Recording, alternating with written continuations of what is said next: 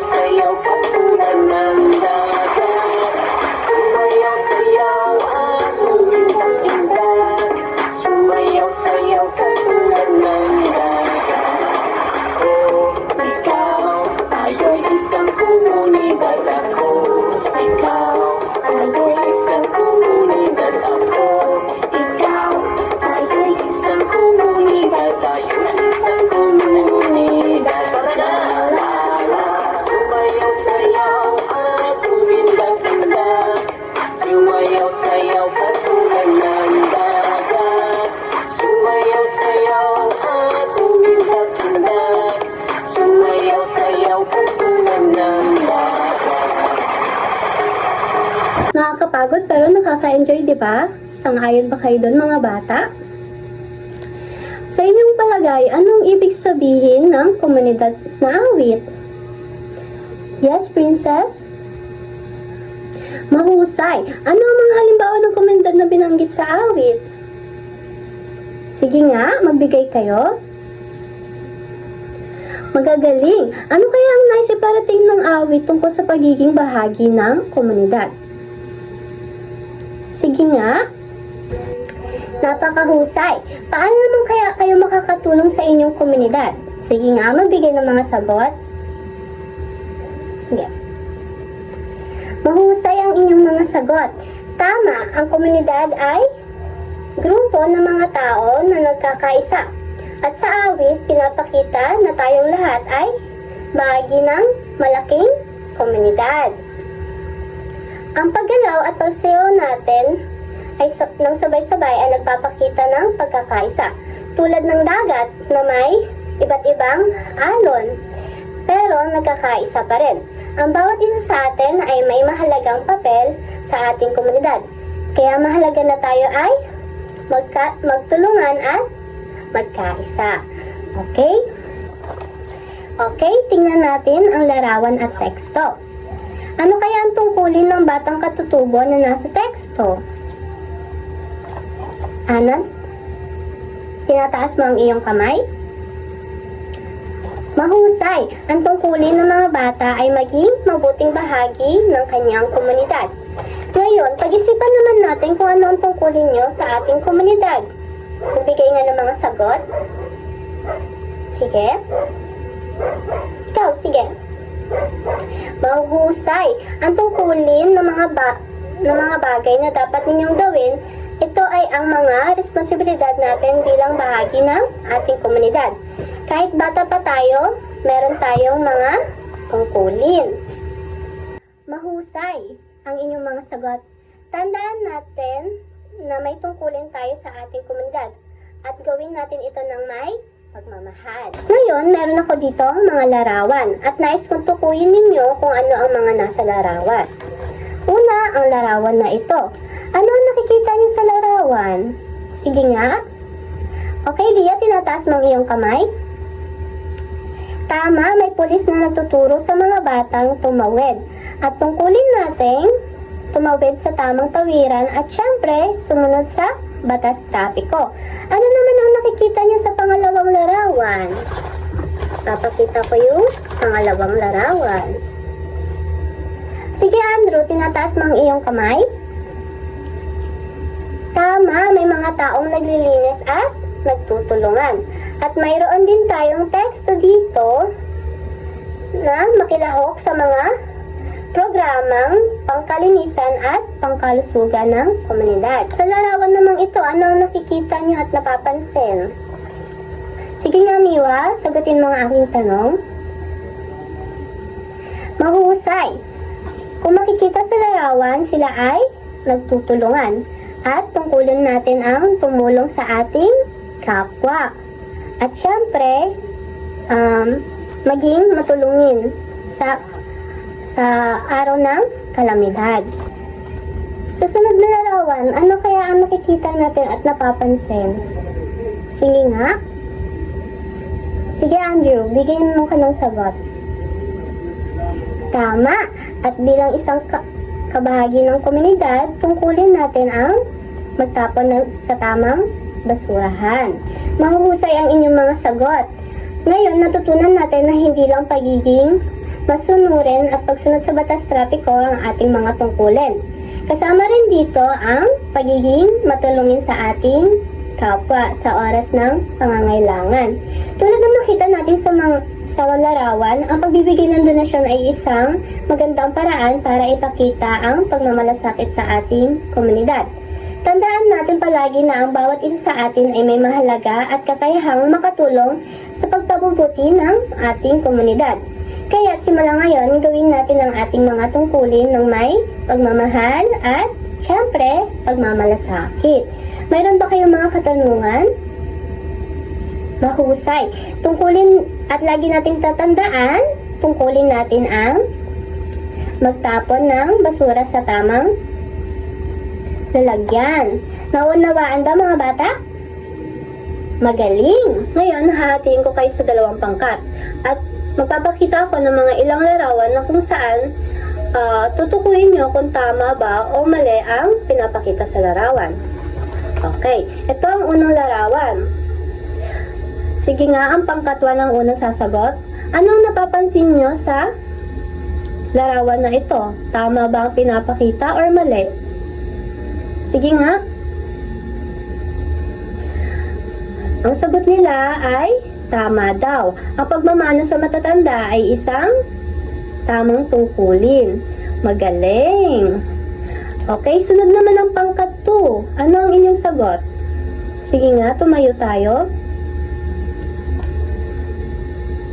Mahusay! Tama rin ang kanilang sagot daw. Ang pagmamano ay isang pagpapakita ng ng galang sa matatanda at tungkulin natin syempre ang gumalang. Napakahusay ng dalawang pangkat ha. Palakpakan niyo ang inyong mga sarili. Dumako naman tayo sa pangalawang larawan. Ano naman ang pinapakita dito? Tama ba o mali? Okay, ang pangkat 2 naman ang ating tanungin. Sige nga. Okay, mahusay. Ang sagot daw nila ay mali. Ang pagtatapon ng basura sa ilog ay mali dahil nakakasira daw ito sa kalikasan at pagdudulot ng sakit. Magaling ang kanilang sagot ha. Ano naman ang sagot ng pangkatwan? Magaling rin. Ang sagot din nila ay mali daw. Dahil dudumi ang ilog at mamamatay ang mga hayop at nakakasira doon. Okay, very good. Mahusay ang inyong pakikilahok sa ating aralin ngayon. Nalaman natin na ang pagiging bahagi ng komunidad ay hindi lamang tungkol sa pagsunod sa mga batas at pagtulong sa ating mga kapitbahay. Ito rin ay tungkol sa pagmamalasakit sa ating kapaligiran at pagtulong sa mga nangangailangan. Kaya simula ngayon, maging mabuting bahagi tayo ng ating komunidad sa pamamagitan ng paggawa ng tama at pagtulong sa ating kapwa. Meron ba kayong mga katanungan? Kung wala na, maraming salamat sa inyong pakikinig at pakikilahok. Magkikita-kita tayo muli sa susunod na aralin, okay?